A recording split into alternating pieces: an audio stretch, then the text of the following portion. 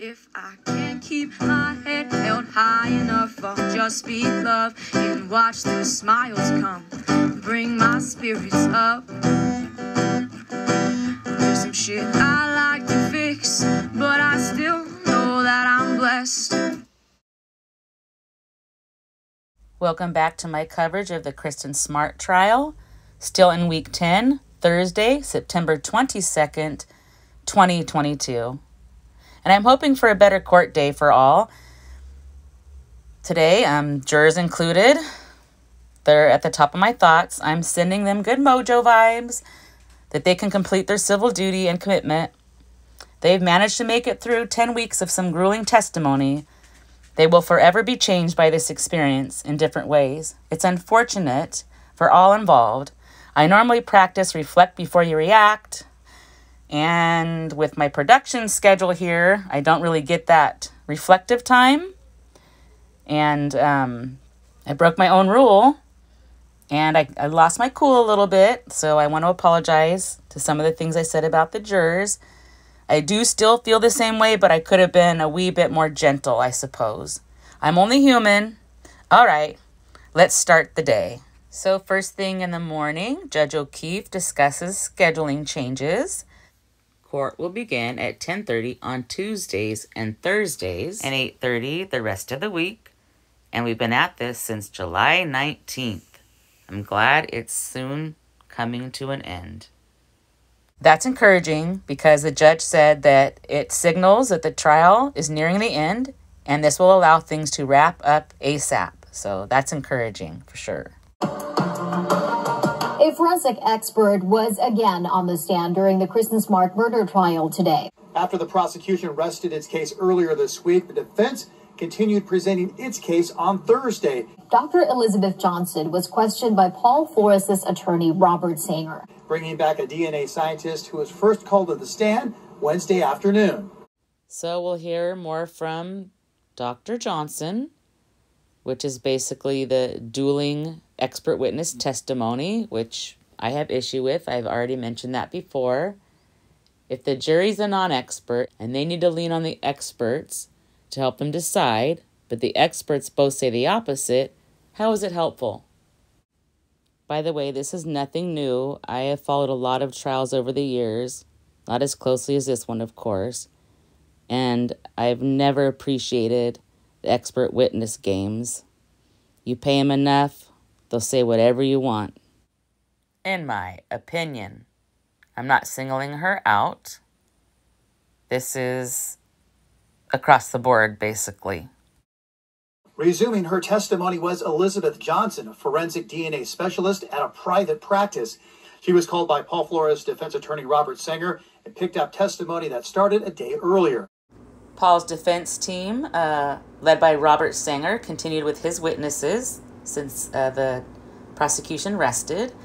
And he has Dr. Elizabeth Johnson back on the stand. She already answered a few questions last week and is continuing her she's continuing her testimony now. Sorry about that. This gets challenging. I've decided I can't just stop with every other noise. It takes me too many hours. So continuing on, she was on the stand for about an hour and she reviewed her qualifications similar to the other expert witnesses have done in the past. And it was mostly regarding her experience in forensic labs and her experience related to forensic testing. During the examination, Sanger asked Johnson about DNA testing, how it works, and what conditions can affect results. Jury question, jury question. Question. Is the pH of the fluid secreted during decomposition more like stomach acid or more like blood? Answer. I don't know the answer to that question. Next jury question. Have you done any research on what causes false positives in the HemDirect test? Johnson answers, blood of other animals, mainly primates, but also ferrets. Sanger then asks, but there could be other causes for false positives that haven't shown up in the literature. Prevail objection, lack of foundation, sustained. And then we actually have feedback from Miss Chloe Jones. And she says, it's really disheartening to see reporters at well-established national and statewide outlets who have not attended a single day of the trial report on it without attribution, as if they saw proceedings with their own eyes. It not only misleads readers, but it's also unethical. Wow, Chloe, preach! I am very grateful to KSBY. I know there are local sources there, Chris Lambert, of course, and the pool reporters who are taking the pictures and all that. But I see what she's saying. Okay, so moving on. Sanger asks, so, you're not the person to go out and validate the study. You're looking at what has already been done, right? Johnson answers, the literature is the only thing that's been available to me. Next question. Do you know of labs using HemDirect on soil? Answer. It hasn't come across my desk, and I have seen it in the literature. Sanger, what is your opinion as to whether or not this HemDirect test is valid to show that there's blood in this soil? Answer. It cannot be reliable because it has not been validated. Next question Sanger has. I want to switch to the next subject, which is the data from 11A, the stain on the canvas mattress cover. Have you formed an opinion as to whether or not the data is probative? Prevail objection, calls for a legal conclusion, sustained. Next question, Sanger. Was there scientific value as to whoever it was deposited the DNA? Johnson. It is uninformative. Sanger. Is there a reason for saying it's uninformative? Johnson answers. It's just not enough data to have confidence to include or exclude somebody. Sanger asks Johnson, is science the study of uncertainty? And she laughs and says, it's the study of a lot of things. Sanger spends a long time discussing the electropherograms data from the DNA found in the 11A, asking general yes or no questions. This shows a substantial peak at allele 15 and then a weaker spike at allele 16, correct? Johnson says yes, and Sanger says okay. And they're showing all these charts. You can see a lot of them here. Obviously intended to confuse the jury, in my opinion. All of the jurors stopped taking notes for this portion, staring blankly at the data, which is difficult to follow. Once again, I spoke too soon. There are very long pauses between words, and this is how his sentence goes. In C, you have 16, 17. In D, you have a 16, 17. Oh my gosh, can you imagine that, guys? And then Sanger says, and now we go from the process of looking at this data and comparing it to DNA from Kristen Smart, correct? And Johnson says yes. And then they show like an algebra looking thing on the screen in the courtroom.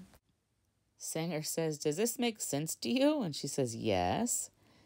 And then he says, I did okay on this? And she says, yes, you did great. He's talking about the chart that he's putting up on the screen. And he says, okay, I'd like a note sent to my high school teacher.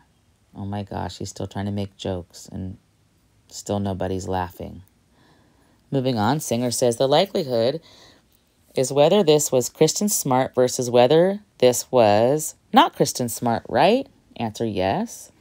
Sanger says either it was Kristen Smart, wasn't Kristen Smart, either it was Paul Flores, wasn't Paul Flores, right? And Johnson says the program was asked to analyze them independently, not together. And then they show some more crazy looking graphs. And Sanger says, prior to all this computer stuff, you would see an electropherogram that was laid out without using the computer, right? Actually, she stares at the exhibit trying to understand, looking a little confused, and Sanger says, okay, let's not go there. Wow, he's doing an excellent job today. He's even got the doctor confused, so the jurors must really be scratching their heads. And Sanger asks, so the minimum number of contributors that is susceptible to interpretation is 3 or 4? Johnson says, And then Sanger says, or I mean the maximum number. And Johnson says, oh yes, the software cannot process more than 4 contributors. And then Sanger says, now the computer is a computerized means to sort of determine the probability, right? Objection, leading, sustained. Singer says, well, the computer is making assumptions now, correct? Prevail objection to this line of questioning as having been excluded. And Judge O'Keefe says, maybe move on to another line of questioning. So Singer then says, the computer is making a determination as to what the best fit would be for the number of contributors, right? Prevail objection, asked and answered. Singer says, well, it's calculating the odds, correct? Johnson says it's a probability based on the sample you're testing it against. Prevail has his head in his hands. And Singer says, do you agree that it's uninformative? And Johnson says, yes. It fell into the uninformative range. And Singer says, based on your scientific opinion as a DNA scientist, given, let me withdraw that. If we give any weight to getting to the point where we get to this printout from the computer, can you give any scientific opinion as to the weight of what was found in 11A? Johnson answers, that ratio could not include or exclude Kristen Smart, whereas the rest of the areas swabbed excluded them. Singer says, so I'm asking for your opinion as a scientist whether there is any significance to the data. And she says the significance is it's uninformative. She talked about the test used to determine whether any blood was in the soil beneath Ruben Flores' Arroyo Grande deck. Deputy DA Prevail cross-examines her, and he starts off by asking, you said it's uninformative, which is what Mrs. Butler found as well, correct?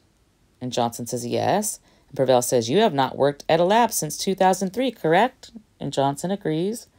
Then he asks her, and you haven't published any articles or scientific work since 1997, correct? When Bill Clinton was president? Objection, that's argumentative, sustained. And she said 2003 was the last time she worked full-time.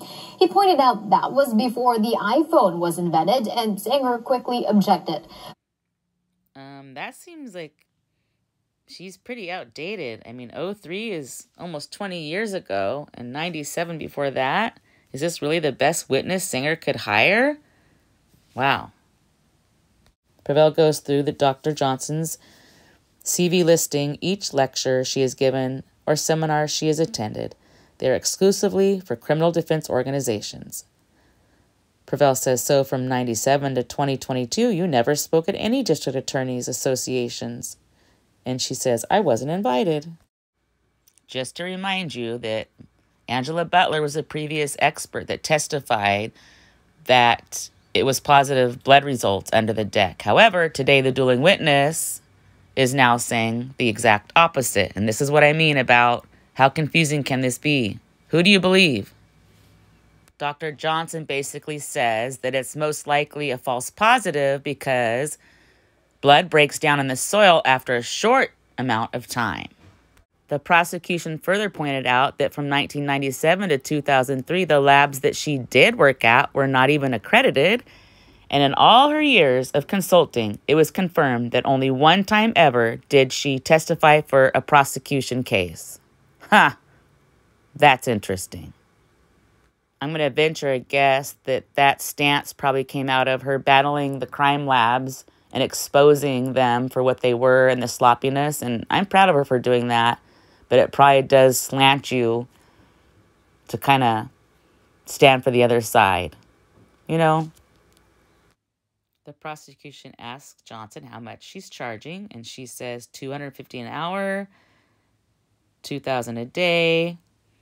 And he says, how about the prep work you did before this? And she says, probably $4,000 to $5,000 so far. I haven't billed them yet. I hope I will get paid. Oh my gosh. So she's pretty expensive for such an outdated expert, in my opinion. Prosecution then asks, you've never used the HemDirect test in an accredited lab, right? She says, I have not.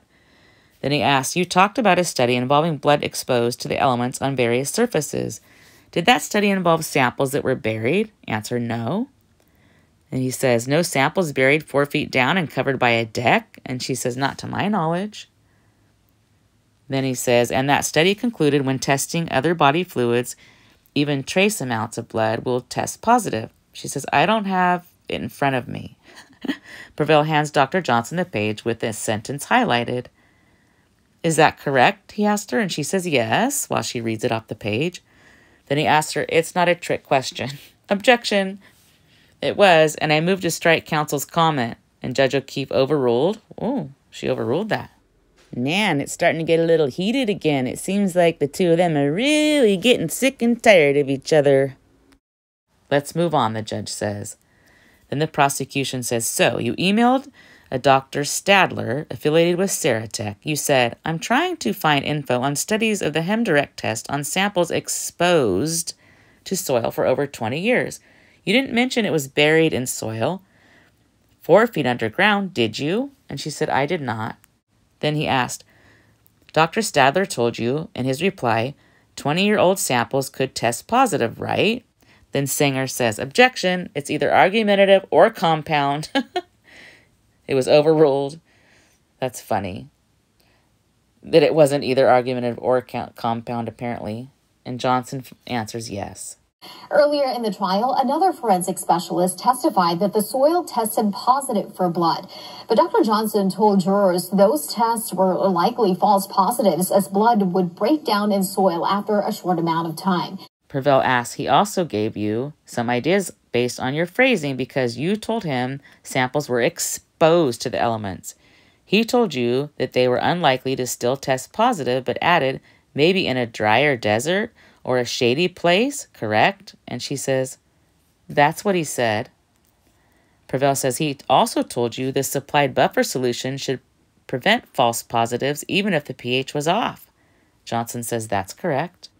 Wait a minute. Doesn't that contradict what this doctor has previously said today? And Prevail says, and your report concluded testing not reliable as there are not extensive validation studies, correct? And she says, as applied to soil, yes. And by the way, I did look into that, and I could only find up to 6 years blood testing positive in soil, but that was top layer. And it's just something that they're not probably really going to do a study on, because why? Anyway, moving on to the questions. Defense attorney Misek now comes and says, are you aware that the soil tested comes from a former avocado orchard? Johnson says, I didn't know that.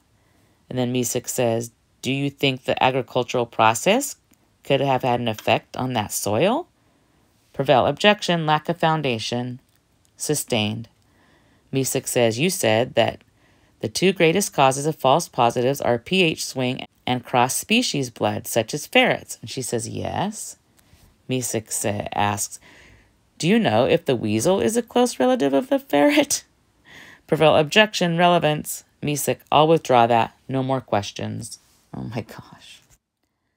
Now Sanger's back. He says, the seminar you spoke at, it's an honor to be invited, right? And she answers, I consider an invitation an honor. Singer says, have you ever formed an opinion to please whoever's calling you to testify? She answers, I have not, and I don't intend to. Then Singer asks her, did anything you were asked today by Mr. Prevail cause you to change your opinion in this case? She answers, no. The prosecution's theory is that Kristen Smart's body was buried there and later moved. And then Johnson was excused at 2:20 p.m. Judge O'Keefe excused the jurors for a 5-minute recess, which ended up lasting 30 minutes. Next to the stand is Brent Moon. It's so weird to me there's a Brent Moon now when we had Jeremy Moon earlier in the trial. He's the one that played basketball with Paul and confirmed that there was no black eye situation happening. And I don't think Moon is that common of a last name. Just the little things that my brain picks up on. Anyway, let's get into what Brent Moon has to say. And he is one of Jennifer's ex-boyfriends. This should be interesting. All right. As you recall, Jennifer is the one that said Paul told her that he had actually killed Kristen. So Singer starts off by asking Brent, you're here pursuant to a subpoena. Answer correct. Were you a skateboarder in the 90s, he asks him. Brent answers, still am. Singer says, in 1996, where were you living? Answer, Wasna. Ah, okay. That answers some questions for me. So that's probably why they were saying Jennifer stayed out there, because she probably lived with this guy. Let's see. Let's see where this goes. Singer, what kind of facilities were you living in? Answer, like a barn that some guy turned into 4 apartments. Did you know Jennifer Hudson? He says, we dated 5 or 6 years in the 90s. Oh, that's a long time for people that young. Singer, were you familiar with a skateboard ramp in the city of Slough? A house with a ramp? Answer, yes. Where was that?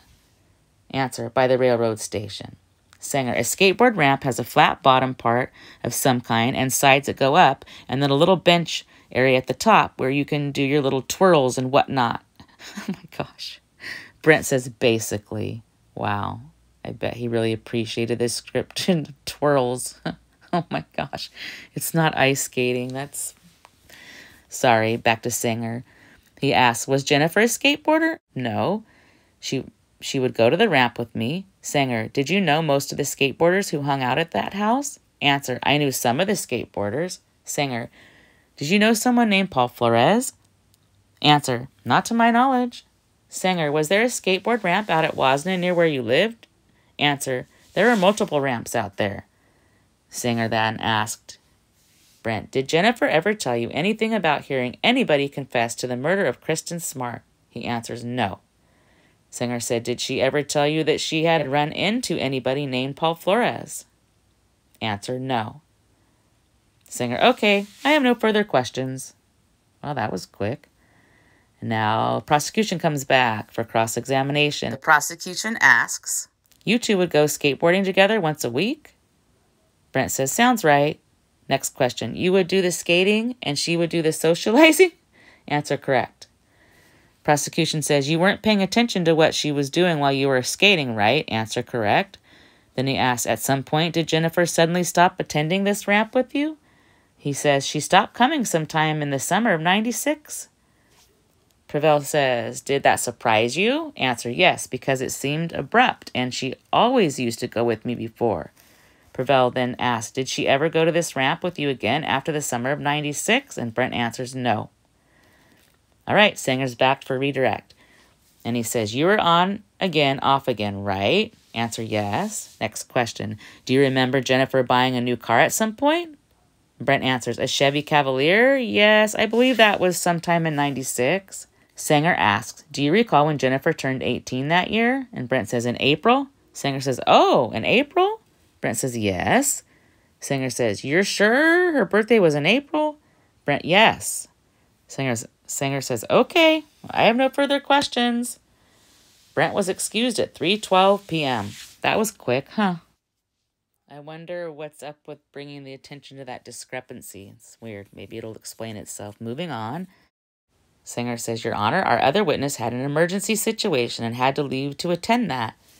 Judge O'Keefe says, Ladies and gentlemen, we are going to end early today. Tomorrow is a court holiday. We will be back Monday at 8:30.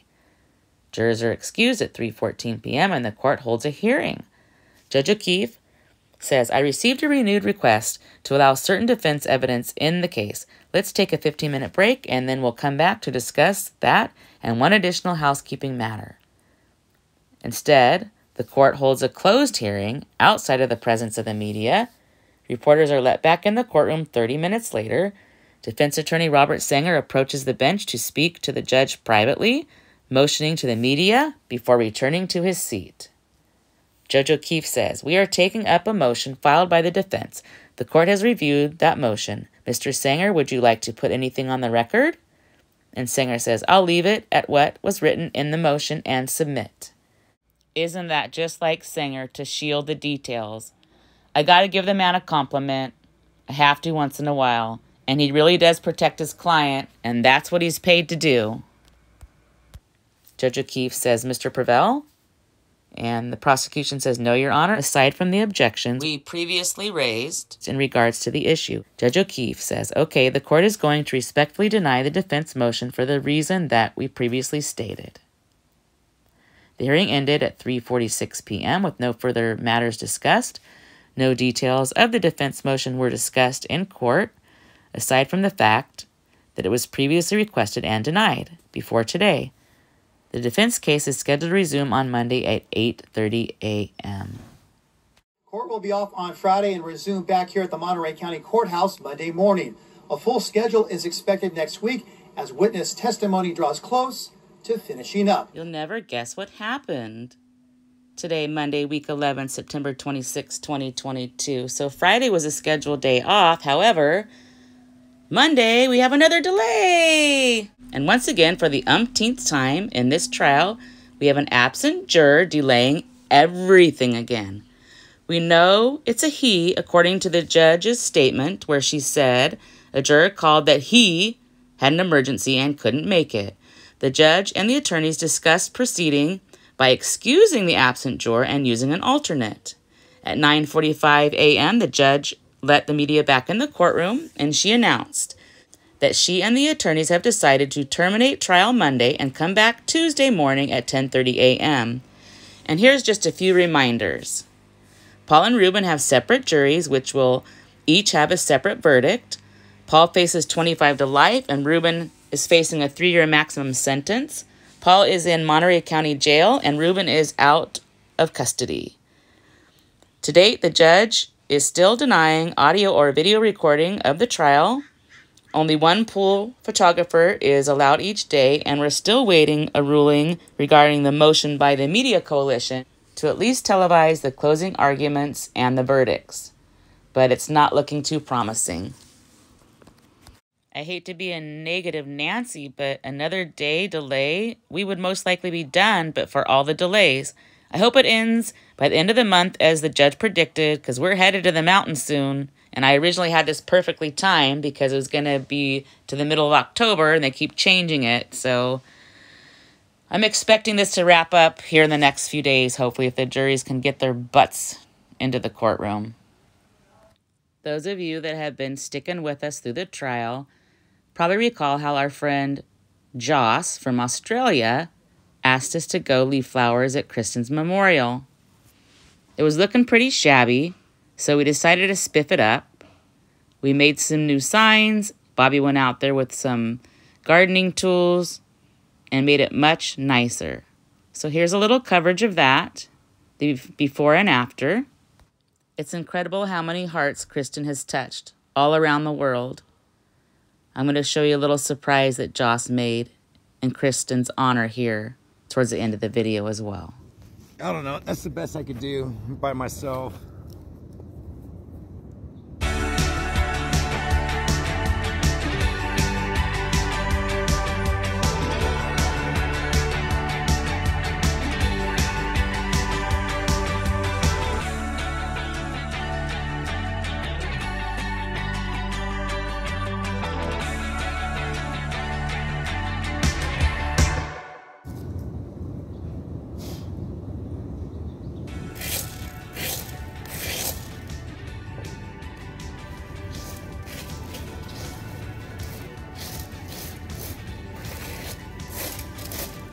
And Zeta.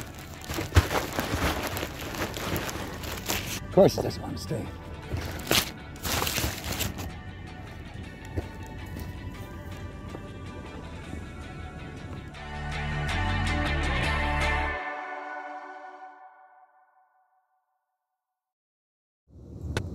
There you go, Kristen.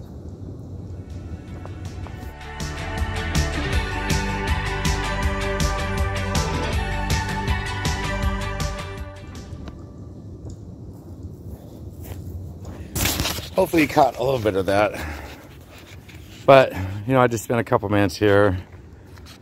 You know, the previous students that have made this up, I'm sure have graduated and moved on. And we just want to keep the memory alive. We want to find you and bring you home. It's kind of hard to see what we added here, but we added this sign, including a surfboard because she loved to surf. We added some seashells because she loves the ocean, a bunch of butterflies, and then that purple butterfly in the back in her honor. Here's a beautiful purple butterfly that Joss, our friend in Australia, made in honor of Kristen, that she can hang up, fondly reflect, and keep Kristen's memory alive. She's like me. She just doesn't know why she feels so deeply attached to this girl whose life was ended way too soon. Court is expected to be back in session on Tuesday, September 27th, 2022. Hopefully that will go well. And as always, justice for Kristen Denise Smart. If I can't keep my head held high enough, I'll just speak love and watch the smiles come. Thanks for watching. Bring my spirits up. Don't forget to stop and smell the flowers. There's some shit I like to fix, but I